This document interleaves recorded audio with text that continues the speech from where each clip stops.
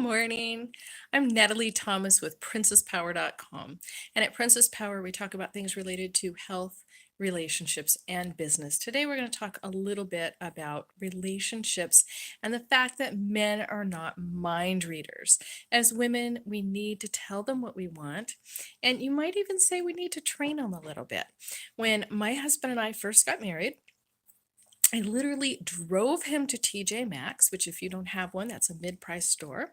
I walked him around the jewelry counter and I said, "Now I need you to understand that every birthday, anniversary, and Christmas, I expect you to come here and buy me something." Now, he pretty much promptly forgot that. So I still have to remind him. I also have to remind him of when the birthdays and anniversaries are. And believe it or not, Christmas. Now, why? I love Christmas, okay? I love celebrating the birth of our Savior. But my husband is one of 22 children. His family didn't have money. He never had a bicycle. He never had a pair of skates. He never had a video game. And he was lucky to have a new pair of shoes. His family didn't celebrate holidays, so it's not ingrained in him. Even if yours was raised with all that, he might not know what to buy you. So a little help can help them a lot.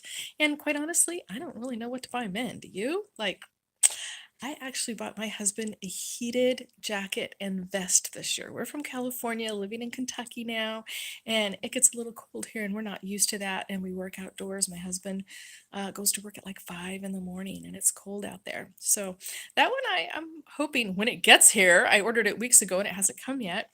So I am wearing my robe over my painting clothes. Well, no, my sweater is over my painting clothes. Here in Kentucky, I wear lots of layers of clothes. And even though I'm dressed, I put the robe on over it because I remembered I had it. So here's how I got this robe. My husband was getting ready to go to Mexico for his visa. He was short on money this year, really worried about all the things he needed money for and trying to plan and get everything taken care of.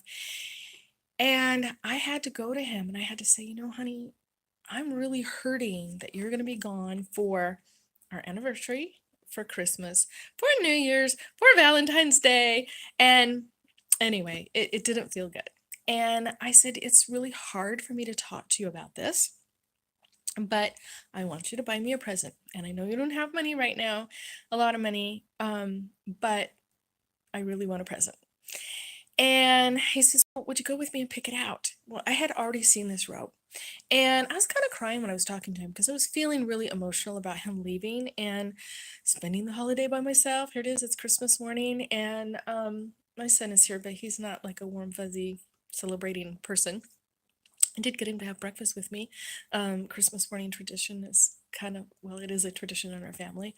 I didn't used to cook breakfast when they were little, and so I would do it for him on Christmas. So, anyway, I said to my husband, "Look, I have a robe. I won't die if I don't get a new robe." But I saw one that I really liked. And I said, "Mine has a hole in it." We had gone to Paris in the spring. And we left our puppy locked in the bathroom for 24 hours with food and water, and until my son got back from somewhere. And it chewed a hole in my robe.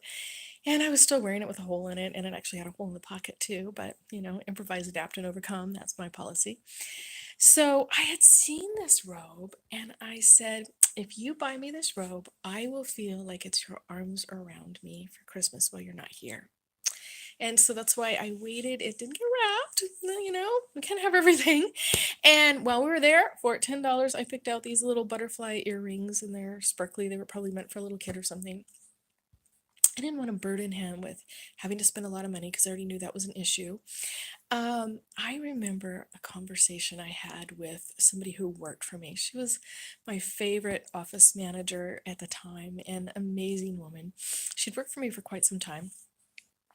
And we were talking about purses. She was talking about another girl in the office having a $3,000 purse. Well, even though I had a multi-million-dollar company, I did not know $3,000 purses existed.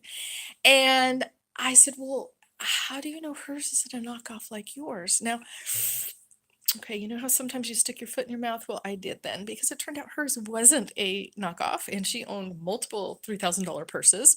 And she says, if I don't see that brown box under the Christmas tree, meaning her husband had to buy it for her, I'm going to be angry. And it turns out she even had a $600, either 600 or $900 key fob from the same company, Louis Vuitton. Like, really?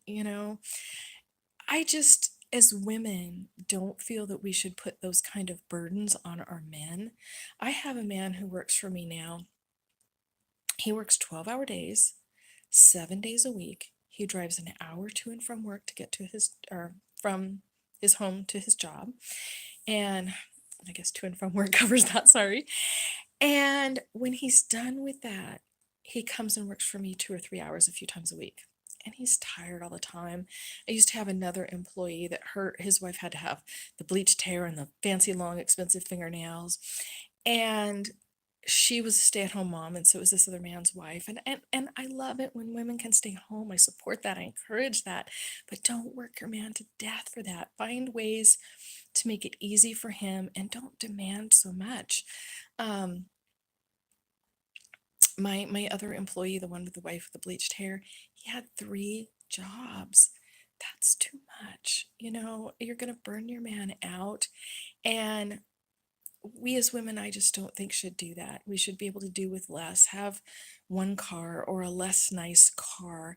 I drove an ugly old white station wagon that I hated. I called it the Titanic, but I could get 10 kids and a piece of plywood, not at the same time, in that. And I literally heard God tell me at one point, drive it till it's dust. And I did. It blew up on me on the freeway one day. And that was a little scary. A policeman pulled me over. I thought I was in trouble, but he was helping me.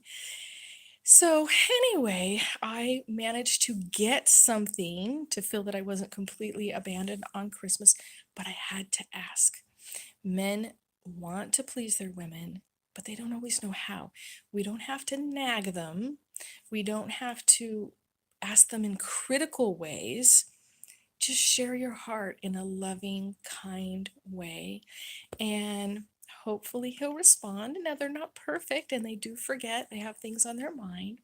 So I hope that helps. And you can check us out over on www.princesspower.com.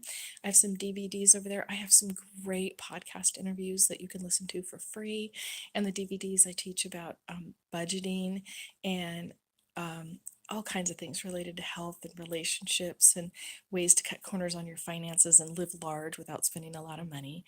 And so that's a lot of fun. I thank you for watching. And if it's still Christmas when you're watching this, Merry Christmas. And if it's 4th of July when you're watching it, Happy 4th of July. God bless you. Bye bye.